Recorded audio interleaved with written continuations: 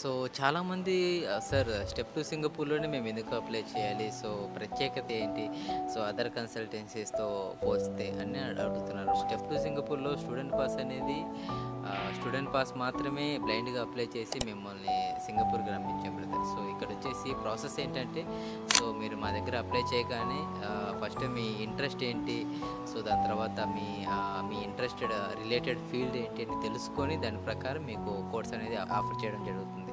So దాని తర్వాత మీరు స్టూడెంట్ పాస్ అప్లై చేసిన తర్వాత వీసా ప్రాసెసింగ్ టైం వచ్చేసి అంటే వెయిటింగ్ పీరియడ్ వచ్చేసి 1 మంత్ అనమాట. సో ఈ 1 మంత్‌లో స్టెప్ టు సింగపూర్ నుంచి గ్రోత్ మైండ్ సెట్ అనే ప్రోగ్రామ్ అనేది ఆఫర్ చేస్తున్నాం. సో ఈ గ్రోత్ మైండ్ సెట్ ప్రోగ్రామ్‌లో మెయిన్ ఉద్దేశ్యం వచ్చేసి మీ కెరియర్ క్లారిటీ అంటే మీ ఇంట్రెస్ట్ ఏంటి, మీరు కోర్సెస్ అనేది ఎలా ర్యాండమ్గా సెలెక్ట్ చేసుకున్నారా, లేకపోతే మీ సరౌండింగ్ వల్ల, లేకపోతే మీ పేరెంట్స్ ప్రెషర్ వల్ల, లేకపోతే మీ ఫ్రెండ్స్ సర్కిల్ వల్ల కెరియర్ చూస్ చేసుకున్నారా.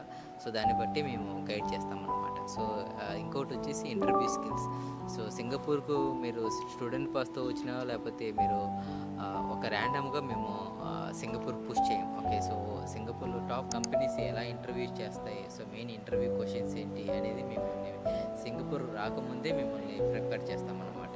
సో థర్డ్ థింగ్ వచ్చేసి మనీ మేనేజ్మెంట్. ఓకే, సో సింగపూర్కి వచ్చిన తర్వాత మీరు మనీ ఎలా మేనేజ్ చేయాలి, ఓకే ప్రతిదీ అనేది ఫైనాన్షియల్ లిటరసీ గురించి కూడా మేము ప్రిపేర్ చేస్తాం. ఓకే, సో ఇంకొకటి వచ్చేసి కమ్యూనికేషన్ స్కిల్స్. ఇది చాలా ఇంపార్టెంట్ అనమాట. చాలామంది not even basic communication skills అనేది ఉండదు. అంటే ఇంగ్లీష్ అనేది రాదు, అదర్ లాంగ్వేజెస్ కాన్ఫిడెంట్గా ఎలా మాట్లాడాలనేది తెలియదు. సో దీని గురించి verbal communication, non verbal communication, body language అంటే ఏంటి, సో మీరు ప్రొఫెషనల్గా ఎలా నడుచుకోవాలి, సో సింగపూర్కి వచ్చిన తర్వాత అనేది మీకు క్లియర్గా ఎక్స్ప్లెయిన్ చేస్తాం. సో తర్వాత సింగపూర్ రోడ్ మ్యాప్ అంటే సింగపూర్లో పార్ట్ టైమ్స్ ఎలా చేయాలి, ఎలాంటి పార్ట్ టైమ్స్ అనేది అవాయిడ్ చేయాలి, తర్వాత టైం జాబ్స్ అనేది ఎలా ఎతకాలి, కాలేజ్ మీద డిపెండ్ అవ్వకుండా కాలేజ్ గ్రాడ్యుయేషన్ ముందే ఎలా జాబ్ అనేది సెక్యూర్ చేసుకోవాలనేది కూడా మేము గైడ్ చేస్తాం అన్నమాట.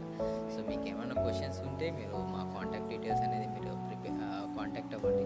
సో ప్రతిదీ డిస్కస్ చేసి 4-3 కన్సల్టెన్సీస్తో మీరు కంపేర్ చేసిన తర్వాతే మీరు స్టూడెంట్ పాస్ అనేది స్టెప్ టు సింగపూర్లో మీరు అప్లై చేయొచ్చు.